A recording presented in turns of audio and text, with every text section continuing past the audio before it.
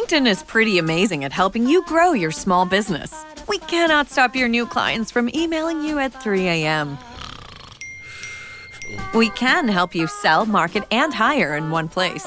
We cannot help you be in 3 places at once. And while we can't help you organize your calendar, LinkedIn can help you land more clients so you have a calendar to organize. Grow your small business on LinkedIn. Learn more at linkedin.com/smallbusiness. Morning decisions. How about a creamy mocha frappuccino drink? Or sweet vanilla? Smooth caramel maybe? Or a white chocolate mocha? Whichever you choose, delicious coffee awaits. Find Starbucks Frappuccino drinks wherever you buy your groceries. Welcome back to The Case For with Chris Cox, that pretend procedural, which is set not in the court of last resort, but rather the court of the Disney World Resort. This is the podcast where theme park expert Len Testa and mind reader Chris Cox will regularly debate some of the more trivial aspects of vacationing in Orlando. What makes visiting here a complete joy or an absolute misery? I'm the less than honorable James Robespierre here, and I will be presiding over today's proceedings.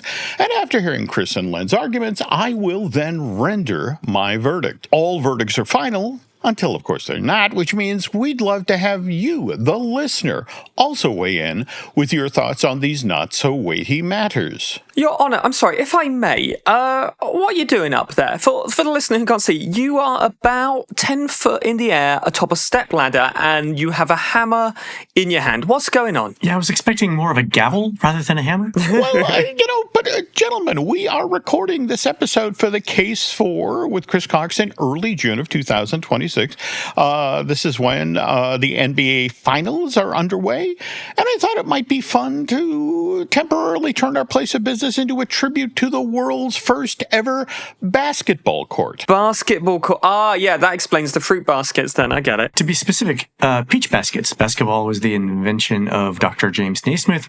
He was a phys ed instructor at Springfield College in Massachusetts back in the 1890s, and he was looking for a sport that boys could play indoors between football and baseball season. So fun fact, by the way, Michael Jordan played for Dean Smith in North Carolina.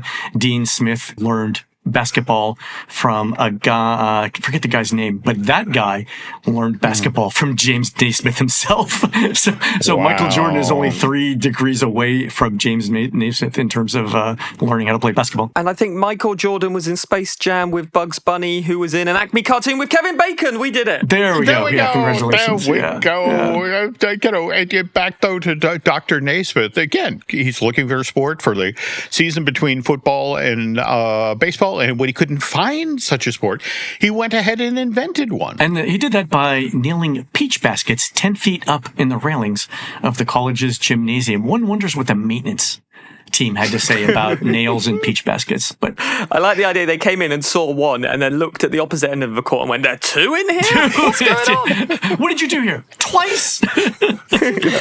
I wonder how he ended up with 2 and not 3 or 4, because that would have been... Yeah, obviously more chaotic, but yeah. He couldn't eat all those peaches. He could only get through 2. That's what it is, yeah. Also, fun fact, in the early days of play, there was no hole in the bottom of the basket, so when you scored a goal, some game had to stop so that someone could reach up in the basket and get the ball back. Okay. I mean, I don't know why they hadn't just thought to cut a hole in the bottom of the basket. Maybe they needed for that year's peach harvest. I don't know. And speaking of having to haul things around, today's episode of The Case For was inspired by an email that we got from Margaret Griffin, which reads, "Hi, Len. I'm listening to The Case For podcast this time. You guys are having a discussion about my most wished for guest service to be returned, which is the package delivery to the hotel gift shop so that you don't have to carry a purchase around the parks with you all day. This discussion fascinates me. I definitely think that people are probably buying less merchandise now because they don't want to have to lug it around or pay a huge shipping fee to send it home. The shipping prices have increased in the recent past. Probably puts a damper on this." Nice. Mm-hmm. Thanks for the email, Margaret. So therefore, I think The Case For should be about what services we'd like to see return. What things we want to see come back to Disney World, not attractions or shows, just like stuff. that isn't that. Is that vague enough? I think so. It is, so Okay, non-attraction, yeah. so we can't argue for the bringing back of Horizons, which is the first thing that Laurel said when I mentioned the show topic to her. We will definitely save that for a future episode, though. Fair. Okay. So I remember package delivery very fondly as a great excuse to buy something and then be surprised the next day when it would turn up. I remember it turning up in your hotel room, and you're like, oh yeah, I bought myself a present yesterday. I forgot about this. That's how it used to happen, right? I felt like it would come the following day to your hotel room if you stayed on resort, but you could also collect it maybe at the front desk. Park Yes? entrance. Yeah. I think that was an intermediate step between resort room package delivery and not having anything. But yeah, you used to be able to pick it up at the front of the park. So when did this service end? Ostensibly, it ended in March of 2020 because when the parks reopened for COVID in July of 2020, it wasn't offered. And obviously it wasn't offered because we didn't want people touching our things, going into our hotel rooms and whatever. So I understand it from a safety perspective. But then it just never came back, right? Yeah, never returned. And you sort of feel like it's an easy win because I imagine people would spend more knowing they haven't got to lug the stuff back. Like we definitely bought less when we visited without a buggy or a stroller to translate because we didn't have something to put the things in and I didn't want to sort of carry them around all day. Yeah, I get it. It definitely reduces the friction of shopping in Walt Disney World. I did notice when I was in the Emporium last week for large items like train sets and the huge plush things that Disney sells. They've actually got signs on the displays above the merchandise that says, if this is too big to fit in your luggage, we're happy to ship this to you at reasonable rates or whatever it is. So Disney knows that not wanting to carry these things around the parks is a barrier to purchasing some of these larger items. You would think that package delivery would be a way around that. And I'm sure they've run the numbers and it doesn't make sense. But here's my question. Does it barely not make financial sense where you could sort of say the goodwill that we engender from this service, from the people that use it, will kind of make up for the fact that we're losing a tiny bit of money? Or is it literally just an absolute thing? If we lose, 10 cents on this over the course of a year, we're just not going to do it.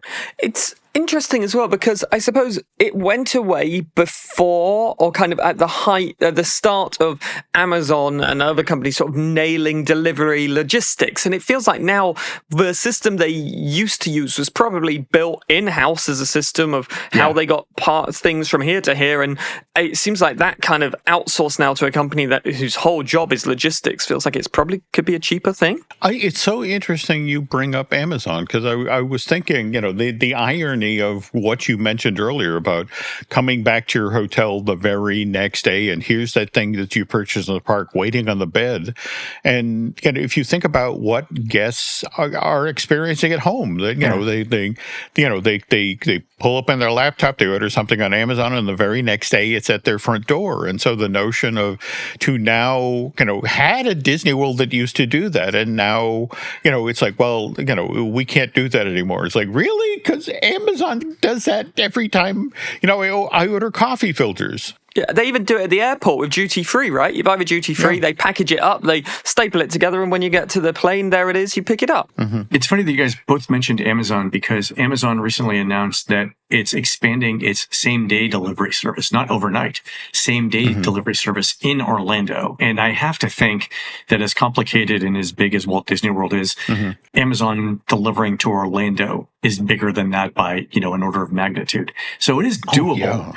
And Amazon thinks it's in their best financial interest to do it. They wouldn't offer same-day delivery unless they knew that people were using it in a way that made financial sense for the company. I wonder if Disney offered something like Delivery Prime, or if you're a Disney Plus subscriber and you have an annual pass and whatever, the amount of money that you've signed up for various Disney products would be enough to get you that resort delivery. Like, what if they just did it for annual pass holders who have Disney Plus? I mean, that's not a bad little goodwill thing, like you say. And, I remember it being in the olden days, it would literally be the stuff you would pick from a shelf, would get put in a bag, stapled up, you'd fill in a form, they would take the white bit, you'd take the yellow bit or something, and then that exact same thing would appear in your hotel room. I would imagine these days a central warehouse could easily fulfill that. You scan what it is, ends up back on the shelf, it tells the central warehouse what it is you bought, and then it's in your room. Yeah, I think it's doable. I'd like to see this. I wonder, remember Josh D'Amaro, was it the most recent quarterly earnings call where he was talking about, the notion of, taking people's, Disney credit card account and linking it to their Disney Plus account? I mean, the notion that, you could become this sort of cumulative, Disney customer. Right. And I wonder if you're at a certain level of Disney customerdom, whether that might be the perk that returns, the notion of, you're one of our premium customers, we will absolutely deliver your package back to your hotel room. Yeah, or spend over $50 and get your package delivered. That's an easy way to obtain a $30 purchase to a $50 purchase. Exactly. I was thinking the same thing. So I think this is doable. I would love to see what the logistics are of something like this.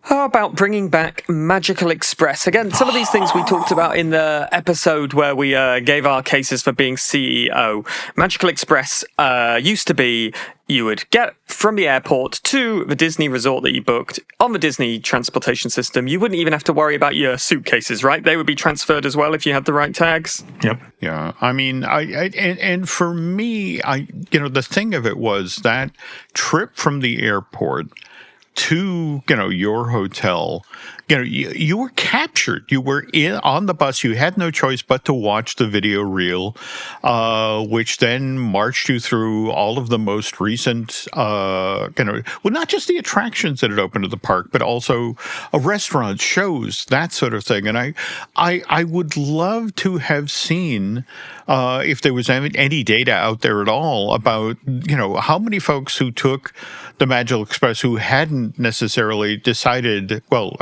I'm really dating myself here, the luau at the Poly or the hoop-de-doo, who then on an impulse got to their hotel, checked at guest services and booked that because, hey, I saw it on Magical Express and that looked like fun. That's something me and my family should do. And, I wonder if that real, what sort of revenue that pushed toward the resort back in the day. And the flip side of that, the ability to sort of own the people's last moments before they return home. Right. That Magical Express back home, the idea of being able to, this is your point to remind people of the incredible time they've had, the memories they've made, the fact that this is coming next year, you should probably book now. Being able to take those last moments and make them magical and make them Disney, that's a really positive thing. Just listening to Jim talk about people who are using the ride to the parks as their vacation planning time made my palms sweat. But you bring up two good points. On the way there, right? You could use those videos to cross-sell things like PhotoPass or Lightning Lane. And on the way back, Chris, to your point, you could sell the same thing. You could sell your PhotoPass memories, right? And Jim, you and I talked about once, I think Disney filed a patent for showing those kinds of videos to people specifically and customizable, right? So imagine your seat on Magical Express was pre-assigned so that Disney knew that you were in, row 12's seats 1, 2, 3, and 4. They could, with a little bit of programming, show you on your ride back to the airport the photo passes that they took of you on the rides, and then say, here's a QR code, click here to download these memories for, $49.95 or whatever. You would think that something like that would offset a great deal of the cost of the, whatever it costs to run the Magical Express thing. I just think the marketing opportunities there would be great. I think the difficulty from Disney's perspective is quantifying how much value that is. If you're learning about things like Lightning Lane or PhotoPass on the bus ride and you're signing up for it after you get off the bus, Is there a way for Disney to track that you did that because of that video that you saw on the Magical Express? Yeah, I mean, face it, that's the thing. It's one thing for us to talk theoretically about what they could do. It's quite another to, is there actually a technology out there that would allow people to do that? Right. And never mind the fact that, even, think about it, during the time when Magical Express was at its height, we went, we had a company, the entire resort go from, magic bands to suddenly pivoting to no, phones. Let's go with phones. And, when you think about how many miles they were down the magic band road at that point, and to pivot like that, no, we're going with phones, in a weird sort of way that was a restart for the entire system. Right. Interestingly, actually, I think we mentioned this before, but in the UK offer this year, for the first time, they were offering to the first 5,000, could be wrong on that, but the first 5,000 people to buy a Disney World holiday package would get a free minivan from the airport to the resort. So the first time where they're sort of giving that option back again. And that's saving, maybe $60-$80 in an Uber, perhaps? Yeah, probably so, depending on the number of people. Yeah. Wow. That's really interesting. Yeah, but again, targeting the first 5,000. Wow, okay. It's a limited time offer. I like that a lot. Welcome to a new era of baseball's great spectacle. The T-Mobile Home Run Derby, live on Netflix. The biggest sluggers in baseball put their talents to the test on All-Star Weekend. Raw power meets star power. Big swagger meets bigger slams. And you don't swing to make contact. You swing to make history. Watch the T-Mobile Home Run Derby live on Netflix, Monday, July 13th at 8 p.m. Eastern, 5 p.m. Pacific. Speaking of airport stuff, I think one thing that a lot of our listeners would like to bring back would be resort airline check-in.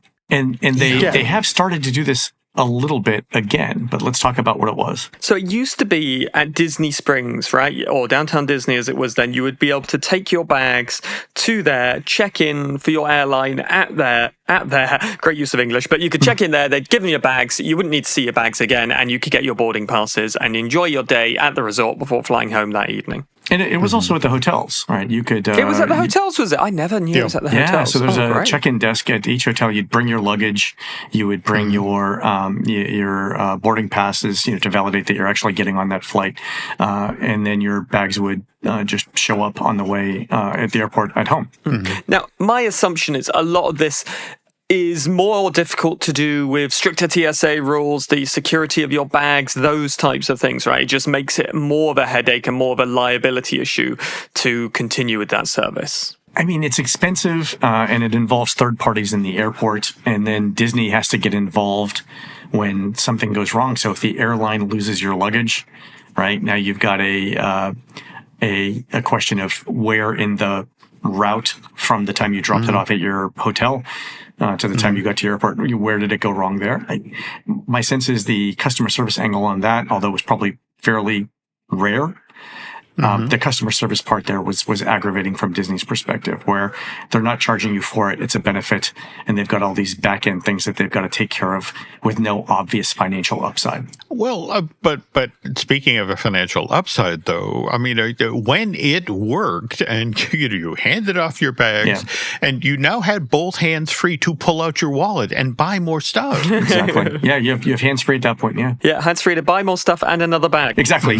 You could go buy a new bag in Disney Springs and then fill it up with stuff from the parks. I think that's genius. The interesting thing is that this is something that Disney's actually bringing back, albeit in a limited perspective. So last month in May, we heard that American Airlines and United Airlines joined Southwest in their what they're calling their luggage transfer service. So if you're staying at one of the value resorts, the All Stars, Pop, or Art of Animation, and you're flying American, United, or Southwest, you can register up to anywhere from 1 to 30 days prior to your departure flight, and you can use the luggage transfer service there. How are they promoting that? Is that the airlines are making? No, Disney's doing it. Yeah. So you can register either on the phone or on Disney's website. I think there's a company called BagCheck that does it. Yeah. and you've got to have your flight information. So you need to have your flight booked before you do this, obviously, for that. But then you'll get an email confirmation with your luggage and luggage tag details, and then instructions on what to do when you get there and how to track things. So, it's great to see this coming back. It's only at the value resorts, though. Why do you think it's just there? Like, you think it started at the deluxes?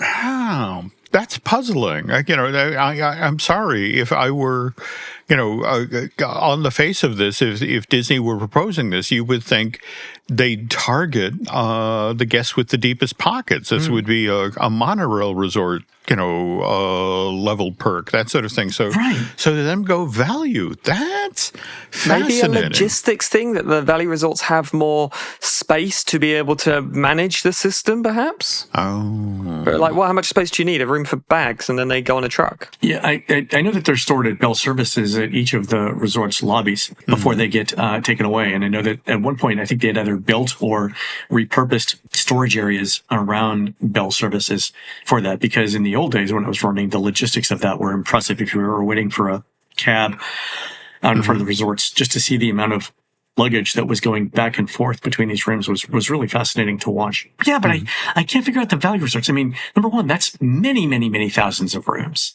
right? Yeah. Then the profit margins on the individual rooms aren't as great as the deluxe resorts. Interesting. Yeah. I do think if we're going to see this expand, the fact that they're doing it at the value resorts gives us hope that it will expand. Yeah. I mean, it just this has a whiff of a trial run to it, But I guess we need to watch this space. Yeah, that's true. In fact, talking of deluxe and value resorts, how about the case for extra magic hours for all resort guests or early entry?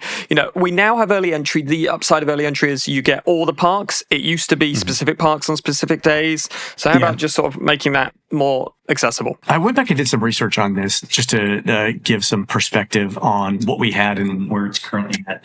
So the history of extra magic hours actually starts with, do you guys remember E-Ride Nights, which started in August of 1997? And I was joking with you guys before the show, but when it started on August 18th, 1997, you could get into the Magic Kingdom at 4 p.m., grab a wristband, and then ride a bunch of rides for, I think, 3 hours after the park closed. And the price for an adult for that special event in the Magic Kingdom was a whopping $12.72, which means you could probably have that and a steak dinner and get change from a 20 back in 97. And that ended in December of 2004. In January of 2005, it was replaced with what we know as the classic Extra Magic Hours schedule. So morning Extra Magic Hours was 1 hour in a park before opening. As Chris mentioned, it was generally one park every day.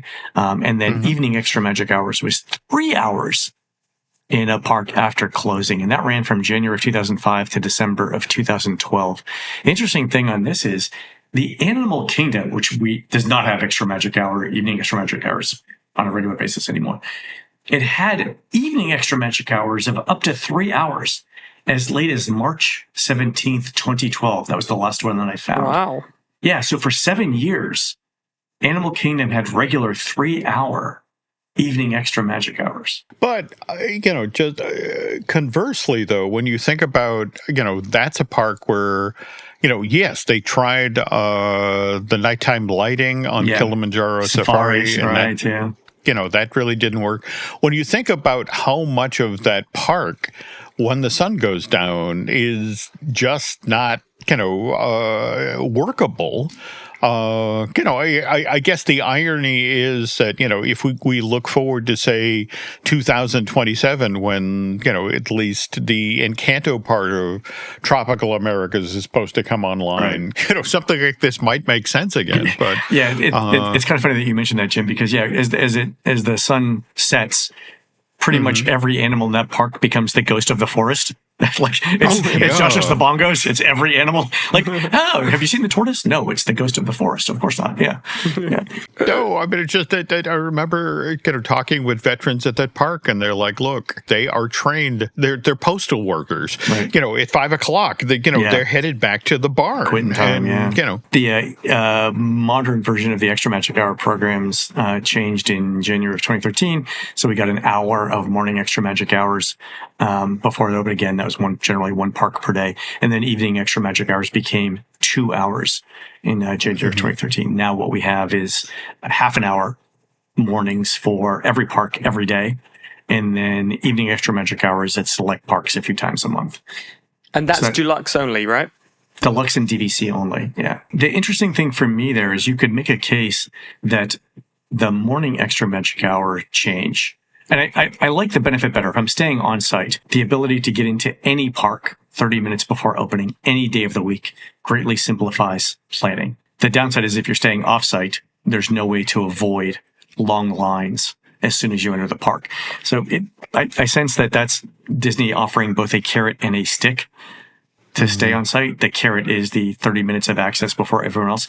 The stick is if you're staying off site, you're going to wait longer no matter what you do under the current regimen. But yeah, I would love to see this come back. The thing that I don't understand is if Disney's keeping the parks open on certain days for deluxe and DVC guests, the cost of labor is already baked into that. Why not open it up to moderates and values? Is it just that many more people that they would need to staff that it doesn't make sense? Does it push the dial in you paying for a deluxe rather than a moderate because you know you're going to get those hours? And that's the thing. If you look at Disney's hotel occupancy rates, they're very good by any industry standard. Like mid to upper 80%. And that's true even when we see slight decreases in overall theme park guests. So the parks keep going up. But still, right? It's maybe that's the point, that it's just not going to move the needle one way or the other. So why do it? Yeah. Well, the one thing I had heard in regard to this issue was, face it, the park that people, are always going to go to during their Walt Disney World vacation is the Magic Kingdom. Yep. That's their number one priority. And the transportation issue when it comes to the Magic Kingdom, and face it, we've got our fourth ferry under construction. But it's just the notion of if we open it up to the moderates, how many of those folks are, we can get in early, that let's make that our Magic Kingdom day. Yeah. And, that you then you further overwhelm that park. Yeah. And the Magic Kingdom is such a popular draw that it operates by its own set of rules. It's really interesting. Speaking of operating hours, we got time for one more bullet point here. Do you guys want to talk about magic bands or longer opening hours? I mean, they're never going to bring back free magic bands, so let's go on to longer opening hours. Right. So the question was that we had, and I did some research on this, there are graphs in the show notes.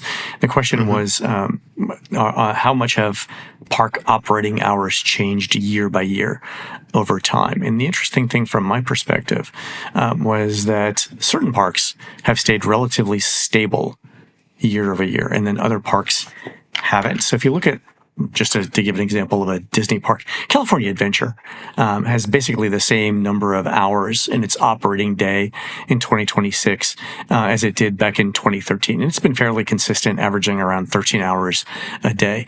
The ones that are different would be like the Animal Kingdom, where going back to 2012, it started off as around 10 hours per day. At one point in the mid-20-teens, it had gotten up to around 12 hours a day on average. And now we're back to about 10 hours a day on average, for maybe 10 and a half for that. And to Jim's point, Animal Kingdom is one of those parks where the animals' behavior is dictated by sunrise and sunset a lot. And, in winter, when the sun sets earlier, you can understand how it has lower park hours. But by the same token, 10 hours a day is sort of the minimum that I think a Disney park should be open. Hollywood Studios has been fairly consistent as well, 12 hours, pretty much going back a decade.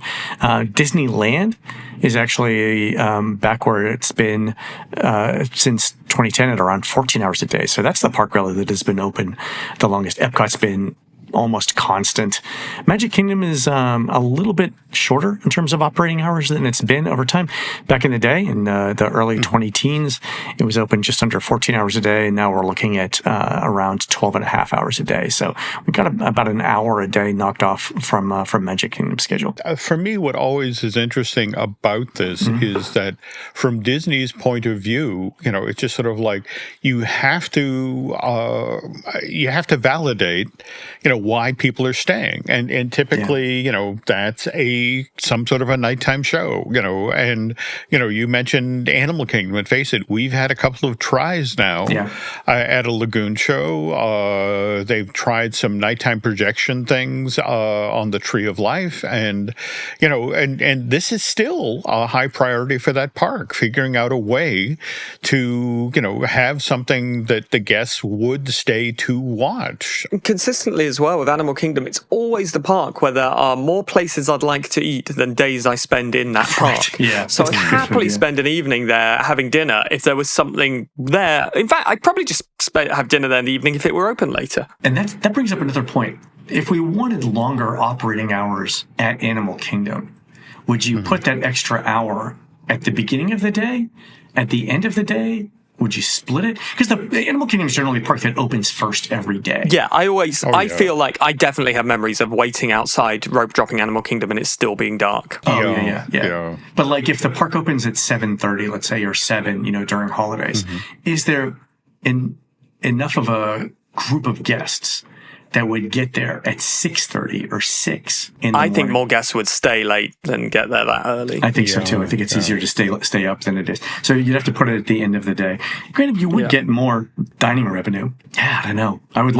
I'd like to see longer operating hours at Animal Kingdom. I think the Disneyland Resort parks are open long enough. I don't see much change in terms of Universal's park hours over time. So Universal Studios Hollywood is open around 10 hours a day. Islands of Adventure around 11 hours a day. Epic Universe has been holding steady at around 11 hours a day, since it opened. So, I think those parks have been fairly consistent. And I think the one park that I would like to see a little bit more time in is Animal Kingdom. And if I had a second choice, it would probably be Magic Kingdom. The thing working against that is the fewer hours you have in a day at those parks, the more incentive there is to use Lightning Lane. So the cost benefit's probably not there for Disney on that. Yeah. But still, we can hope. We can. One other thing I'd just like to throw in that I'd like to see brought back is the old style resort mugs. The ones that were specific to the resorts. We were talking about this the other day. They're kind of like stubby, round, fat ones. I saw one recently in Recycle the Magic, and the memories came flooding back. That's right. We visited together. That's right. I forgot. Yeah. Completely ill-suited as an actual drinking vessel, but as an objet d'art, right? They were fantastic. Yeah, Chris, you will be happy to know that I was in. I was going to call it the Centurium. I was in Connections the other day with Laurel, and they had a mug that was shaped like Spaceship Earth with the jagged triangles on the outside. Again, you probably cut your lip at some point on the ceramic. You'd never actually use it as a drinking vessel, as an actual coffee mug. But again, it looked very, very pretty, and my eyes were drawn to it the first time I saw it. So I think the resort mug or the park mug is a growth business for Disney, based on what I've seen recently. It is, but I will tell you from talking with folks on the retail side of it, the reason the mugs were designed, and that was over the past 10 or 15 years, is they had guest complaints about the fact that their mug would not fit in their vehicle. Of course, yeah. Oh, yeah. There's a difference, though. If you're bringing a coffee mug, that's different than a tumbler or a thermos or something like that. A coffee mug is for your house. Yeah, no, I get that. But in this case, it was just one of the, people specifically said this in focus groups, and this is Disney reacting to what guests said. All right, fair. There you go. Well, Your Honour, I suppose we should to move on. When are you going to finish turning this judicial chamber into a tribute to the world's very first basketball court, then? Well, first I need to empty this basket of all these peaches. I don't suppose either of you is in the mood to consume several pounds of fruit.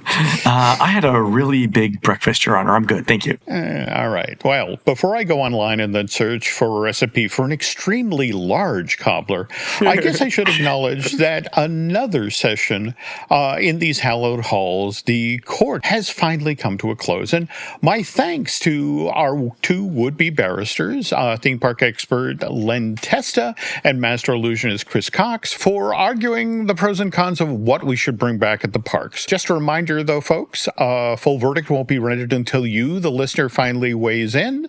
Now, looking forward to our next show. Gentlemen, what's on the docket? I was thinking maybe Mr. Tester and I could discuss what's the very best way to meet the Disney characters when you and the family are down in Disney World, either by getting in the line at the parks, or by doing a bit of character dining. Oh, that sounds like a peachy idea.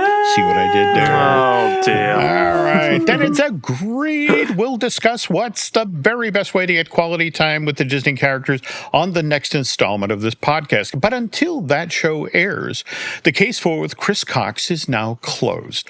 On behalf of Len and Chris, this is the less than honorable James Robespierre Hill. Thanks for listening, and this court will be back in session soon.